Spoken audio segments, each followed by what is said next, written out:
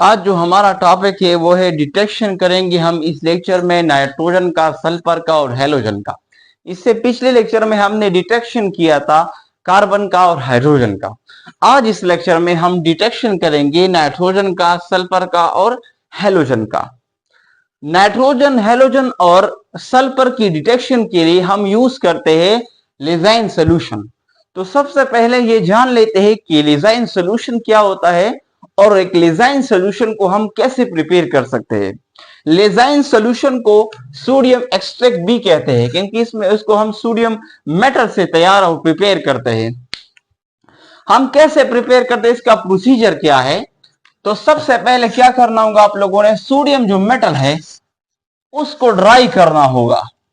क्यों? इसलिए क्योंकि सोडियम, आप लोग जानते हैं कि सोडियम जो मेटल होता है वो बिल्कुल हाई रिएक्टिव होता है। तो हाई रिएक्शन की वजह से, ताकि दूसरी चीजों के साथ ये रिएक्ट ना कर ले, इसलिए हम इसको केरोसिन ऑयल में रखते हैं। तो जब आप केरोसिन ऑयल से इसको निकालते हैं तो जाहिर बात है वो ड्राई नहीं होगा। तो सबसे पहले आपने जो सोडियम मेटल का टुकड़ा लेना है और उसको क्या करना है, जब आपने उस टुकड़ा ले लिया केरोसिन ऑयल से तो उसको सबसे पहले आप लोगों ने ड्राई करना होगा। जब आप इसको ड्राई करेंगे तो उसमें क्या करना है, add a small piece to fusion tube. वही टुकड़े को जो आप लोगों ने सोडियम मेटल का लिया और ड्राई किया, फिर उसी स्मॉल पीस के टुकड़े को सोडियम मेटल के, उसको जो फ्यूजन ट्यूब आपके पास है उसमें से उसको ऐड कर लीजिए। जब आप फ्यूजन ट्यूब में सोडियम के उस टुकड़े को ऐड करते हैं, ऐड करने के बाद heated the tail melts, fusion tube को हीट दीजिए, हीट कर लीजिए उसको, यहां तक कि वो जो सोडियम मेटल है वो मेल्ट कर जाए, वो मेल्ट हो जाए। जब वो मेल्ट हो गया सोडियम मेटल, उसके बाद फोर्थ नंबर पे आप लोगों ने क्या करना होगा, जो ऑर्गेनिक कंपाउंड आपको दिया जाता है गिवन, इसमें से नाइट्रोजन को फाइंड कर लीजिए या हेलोजन को फाइंड कर लीजिए या जो सल्फर है उनको मालूम कर लीजिए, उसको डिटेक्ट कर लीजिए। तो जो गिवन कंपाउंड आपको दिया जाता है, फिर उस ट्यूब में उस ऑर्गेनिक कंपाउंड में से थोड़ा सा हिस्सा, सम पोर्शन जो है वो भी उस सेम टेस्ट ट्यूब में ऐड कर लीजिए। और फिर उसके बाद पांचवें नंबर पे क्या करना होगा, heated tail fusion tube become red hot, यानी उस ऑर्गेनिक कंपाउंड के साथ उस पूरी टेस्ट ट्यूब को हीट करना होगा, यहां तक कि वो जो फ्यूजन ट्यूब है वो रेड हॉट हो जाए। जब वो रेड हॉट हो गया, आप लोगों ने हीट दिया और वो रेड हॉट हो गया, फिर क्या करना होगा, put into a China dish contain 15 to 20 ml distil water. फिर आप लोगों ने उस टेस्ट ट्यूब को जिसमें से आप लोगों ने हीट किया वो रेड हॉट हो गया, उसको ऐसे चाइना डिश में डालना है जिसमें 15 से 20 ml तक डिस्टिल वाटर मौजूद हो। यानी ऐसा चाइना डिश आप लोगों ने सेलेक्ट करना है और उसमें से सबसे पहले 15 to 20 ml डिस्टिल वाटर डालने हैं। फिर उसी चाइना डिश में से उस फ्यूजन ट्यूब को आप लोगों ने पुट करना है। जब आप लोग ये काम करेंगे तो उसके बाद क्या होगा, जो टेस्ट ट्यूब होगा fusion tube break and all content came out to the china dish. जब आप उसको डिस्टिल वाटर में उस ट्यूब को डालेंगे जो रेड हॉट हो गया है, बिल्कुल गर्म हो गया है, और आप उस चाइना डिश में उस टेस्ट ट्यूब को डालेंगे तो वो टूट जाएगा, ब्रेक हो जाएगा, वो ग्लास जो है वो टूट जाएंगे और उसके अंदर जो मवाद, जो कंटेंट मौजूद है वो उस पूरी चाइना डिश में आ जाएगा, पूरा कंटेंट उससे बाहर निकल कर आ जाएगा। तो फिर आप लोगों ने क्या करना होगा, लास्ट में फिल्टर ऐड, क्योंकि उसमें शीशा और ग्लासेस वगैरह होंगे, तो आप लोगों ने फिर चाइना डिश में से जो मवाद मौजूद है उसको फिल्टर करना होगा। आप लोगों ने फिल्टर लेना है, ये आप लोगों के पास फिल्टर है, और उसको फिल्टर करके एक बीकर में से फिल्टर करना है। तो आपके पास जो फिल्ट्रेट आ जाएगा, यहाँ पे जो ग्लास के टुकड़े हैं या जो दूसरे मवाद है वो फिल्टर के ऊपर रह जाएंगी, और जो फिल्ट्रेट है वो आपके पास नीचे जो बीकर होगा उसमें आ जाएगा ना। जो आपके पास फिल्ट्रेट आ जाता है, इस पूरे पास के बाद जो फिल्ट्रेट आपके पास आ जाता है यहाँ पे नीचे, इस पेट्रेट को लेजाइन सोल्यूशन या इसको सोडियम एक्सट्रैक्ट कहा जाता है। अब हम क्या करेंगे, ये जो लेजाइन सोल्यूशन है या जो सोडियम एक्सट्रैक्ट है, इसको हम यूज करके ये जो तीनों जो एलिमेंट है, नाइट्रोजन, सल्फर है और हेलोजन है, इसको हम इस सोडियम एक्सट्रैक्ट के जरिए क्या करेंगे, डिटेक्ट करेंगे। क्वेश्चन है मेरा, क्वेश्चन ये है कि सोडियम ही क्यों इस्तेमाल करते हैं, सोडियम मेटल हम क्यों यूज करते हैं। इसका जवाब यह है because it convert covalent bond into ionic bond. अगर आप गौर करें तो उसमें लेजाइन सोल्यूशन में हमने सोडियम यूज किया। सोडियम क्यों यूज करते हैं, वजह यह है कि जो सोडियम है ये कन्वर्ट करता है कोवेलेंट बॉन्ड। जाहिर बात है नाइट्रोजन हेलोजन जो ऑर्गेनिक कंपाउंड है उसमें में से कैसे बॉन्डेड हो गए एक दूसरे के साथ, नाइट्रोजन हाइड्रोजन के साथ कोवेलेंट बॉन्ड बनाता है ना, तो कोवेलेंट बॉन्ड होता है। तो जब हम सोडियम के साथ इसका रिएक्शन कराते हैं, सोडियम के साथ इसको मिक्स करते हैं, तो सोडियम क्या करता है कि वो जो कोवेलेंट बॉन्ड इसमें मौजूद होता है उस कोवेलेंट बॉन्ड को आयनिक बॉन्ड में कन्वर्ट करता है। देखिए अगर लेजाइन सोल्यूशन आप मिक्स कर ले ऑर्गेनिक कंपाउंड के साथ, तो जो नाइट्रोजन होगा आपके पास, नाइट्रोजन को वो किस फॉर्म में लाता है, नाइट्रोजन इसमें मौजूद होता है NaCN के फॉर्म में, सोडियम साइनाइड। तो साइनाइड नेगेटिव फॉर्म में होता है, सोडियम पॉजिटिव में, तो कौन सा बॉन्ड होगा इसमें, आयनिक बॉन्ड होगा। जो सल्फर होगा वो सल्फर एग्जिस्ट करता है लेजाइन सॉल्यूशन में Na2S के फॉर्म में, सोडियम सल्फाइड के फॉर्म में एग्जिस्ट करता है।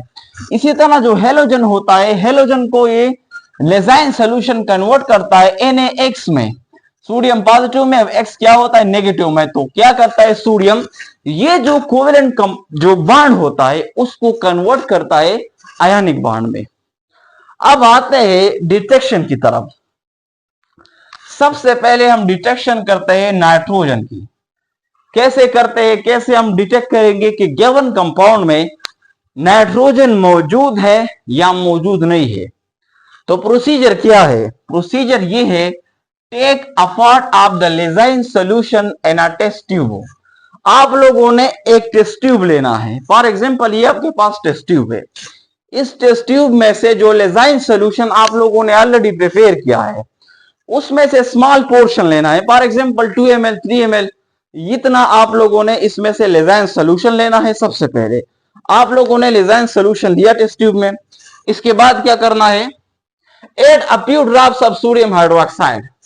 जब लेजाइन सॉल्यूशन लिया उसके बाद उसमें से सोडियम हाइड्रोक्साइड के 2 या 3 ड्रॉप जो है ना आप लोगों ने उसी सेम टेस्ट ट्यूब में डालने हैं। उसके बाद क्या करना है, few millilitre of freshly prepare ferrous sulphate solution.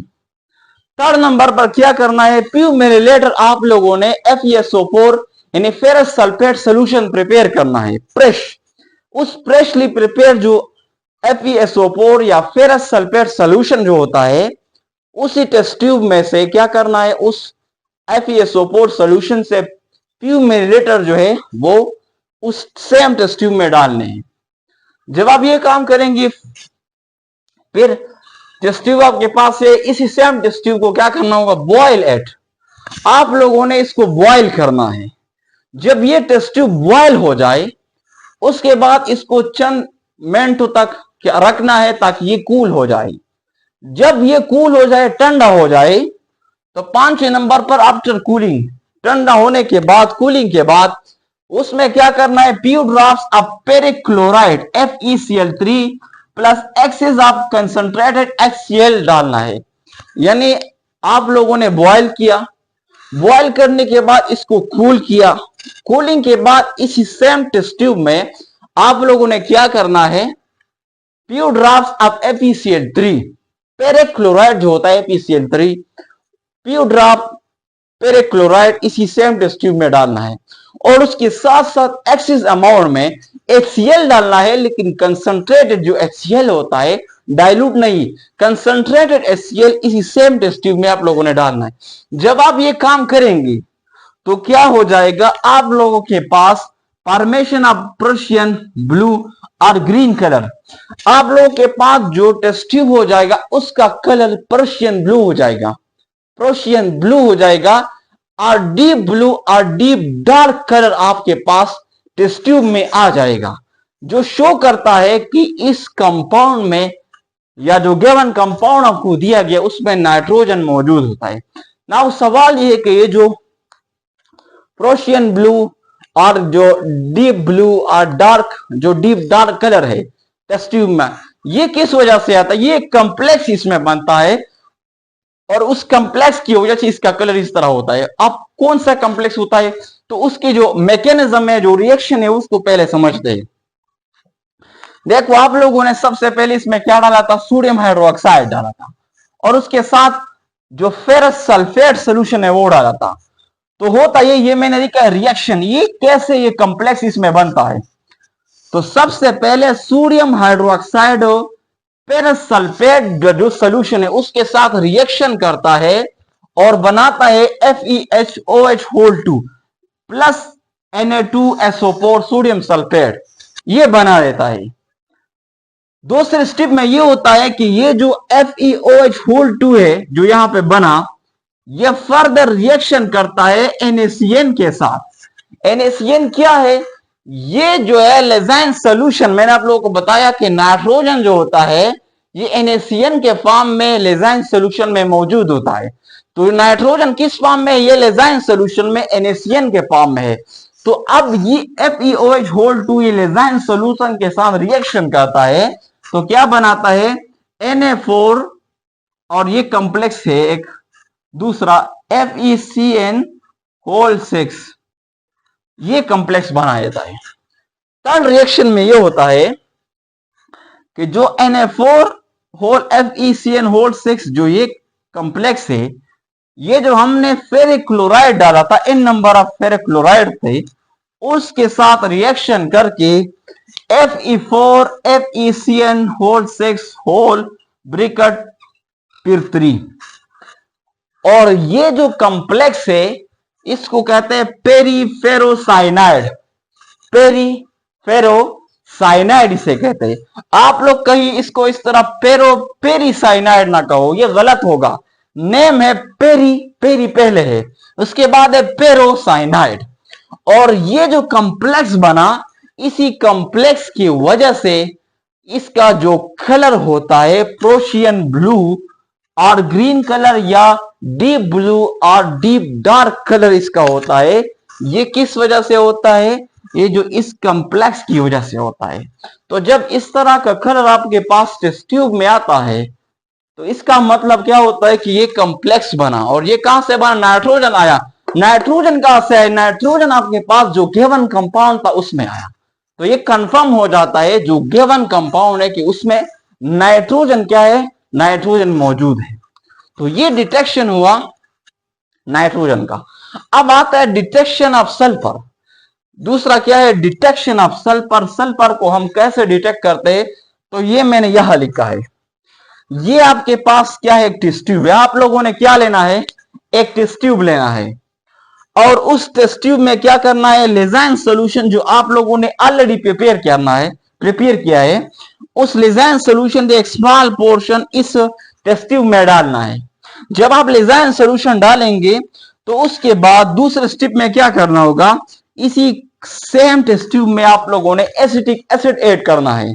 लेजाइन solution add किया, उसके बाद इसी सेम टेस्ट ट्यूब में एसिटिक एसिड का सोल्यूशन ऐड करो। जब एसिटिक एसिड का सोल्यूशन आप लोग ऐड करेंगे स्मॉल अमाउंट में, ये एसिटिक एसिड में स्मॉल अमाउंट में 2-3 ml लेना है। और उसके बाद थर्ड स्टेप में क्या करना है? लेड एसीटेट का जो सोल्यूशन होता है वो आप लोगों ने इसमें ऐड करना है, वो भी स्मॉल पोर्शन में। जब आप टेस्ट ट्यूब में ये तीनों क्या करेंगे? ऐड करेंगे, तो क्या हो जाएगा? जो इस टेस्ट ट्यूब का जो कलर हो जाएगा, कलर जो होगा वो ब्लैक पीपीटी इसमें आ जाएगा, ब्लैक। और ये जो ब्लैक पीपीटी होगा ये किस वजह से होगा? ये लेड सल्फेट की वजह से होगा। यानी इसमें लेड सल्फेट बनता है और उसकी वजह से इसका जो पीपीटी होता है वो ब्लैक होता है। तो इसी तरह कंफर्म हो जाता है सल्फर कि इस कंपाउंड में क्या मौजूद है? सल्फर मौजूद था। रिएक्शन कैसे होता है? मैंने आप लोगों को पहले बताया कि ये जो सल्फर होता है लेजाइन सोल्यूशन में, यहां मैंने आप लोगों को बताया कि सल्फर Na2S के फॉर्म में लेजाइन सोल्यूशन में एग्जिस्ट करता है। तो ये जो सल्फर होता है Na2S के फॉर्म में होता है, प्लस ये रिएक्ट करता है किसके साथ, लेड सोल्यूशन के साथ, लेड एसीटेट जो सोल्यूशन होता है उसके साथ, ये लेड एसीटेट है। तो ये सोडियम ये इस एसीटेट के साथ रिएक्शन करता है और लेड जो होता है वो सल्फर के साथ रिएक्शन करता है, तो ये बनाता है लेड सल्फाइड और ये बन जाता है सोडियम एसीटेट।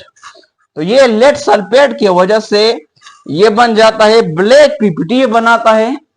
तो जब ब्लैक पीपीटी आपके पास बन जाती है टेस्ट ट्यूब में, ये कंफर्म करता है कि इस टेस्ट ट्यूब में लेड सल्फाइड बना और लेड सल्फाइड में से क्या मौजूद है, सल्फर मौजूद है।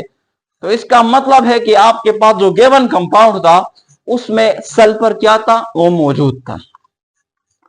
लास्ट नंबर जो डिटेक्शन हम करते हैं वो हेलोजन का। हेलोजन में क्लोरीन है, फ्लोरीन है, ब्रोमीन है, आयोडीन है, ये सारे आते हैं। डिटेक्शन हम कैसे करते हैं हेलोजन का, हम आयोडीन का, क्लोरीन का और ब्रोमीन का भी डिटेक्शन स्टडी करते हैं। आप लोगों ने 3 बीकर लेने हैं, 3 बीकर, क्योंकि हम ब्रोमीन के लिए अलग करते हैं, क्लोरीन के लिए और फिर आयोडीन के लिए। आप लोगों ने 3 अलग अलग बीकर लेने हैं और तीनों बीकरों में आप लोगों ने क्या करना है, एक बीकर ये हुआ, दूसरा बीकर ये है और तीसरा बीकर ये है। सबसे पहले लेजाइन सोल्यूशन का स्मॉल पोर्शन आप लोगों ने लेना है। फॉर एग्जांपल 3 ml या 4 ml आप लोगों ने लिया, उसको मिक्स करना है HNO3 के साथ। HNO3 हम क्यों डालते हैं, ताकि इसमें साइनाइड, थायोसाइनाइड जो आयन होते हैं अगर कहीं ना कहीं इसमें मौजूद है, ताकि वो उसको रिमूव कर ले। इस वजह से नाइट्रिक एसिड या HNO3 हम इसमें डालते हैं। तो लेजाइन सोल्यूशन को मिक्स करना होगा HNO3, इस तीनों बीकरों में सेम प्रोसीजर है। और फिर इस मिक्सचर को जो लेजाइन सोल्यूशन का HNO3 का है, इसको आप लोगों ने बॉयल करना है। जब आप बॉयल करेंगे, बॉयल किया आप लोगों ने, बॉयल करने के बाद तीनों बीकरों में आप लोगों ने AgNO3 सिल्वर नाइट्रेट का जो सोल्यूशन होता है, सिल्वर नाइट्रेट, देखो तीनों बीकरों में आप लोगों ने सिल्वर नाइट्रेट का सोल्यूशन ऐड करना है। आप लोगों ने उसी बीकर में सिल्वर नाइट्रेट का सोल्यूशन ऐड करना है। फिर आप लोगों ने देखना है जो प्रिसिपिटेट बनता है। फॉर एग्जाम्पल ये जो पहला बीकर है, इसमें अगर आपके पास व्हाइट पीपीटी बना, पीपीटी कैसा बना, अगर वो पीपीटी आपके पास व्हाइट है, व्हाइट पीपीटी बना, तो व्हाइट पीपीटी और ऐसा पीपीटी है जो कि सॉल्युबल है अमोनियम हाइड्रोक्साइड में, तो इसका मतलब यह है कि इसमें एग्जिस्ट करता है क्लोरीन। और अगर आपके पास जो पीपीटी बना वो पेल येलो पीपीटी बना और आप लोगों ने उसको, उस पीपीटी को अमोनियम हाइड्रोक्साइड में डाला, और अगर वो अमोनियम हाइड्रोक्साइड में स्लाइटली सॉल्युबल है, इसका मतलब है कि इसमें क्या मौजूद है, ब्रोमीन मौजूद है। और अगर आपके पास डीप येलो पीपीटी बना और डीप येलो पीपीटी आप लोगों ने लिया और उसको अमोनियम हाइड्रोक्साइड की सोल्यूशन में डाला, और अगर वो इनसॉल्युबल था उस सोल्यूशन में, तो इसका मतलब ये है कि इस सोल्यूशन में क्या मौजूद है, आपके पास आयोडीन एग्जिस्ट करता है।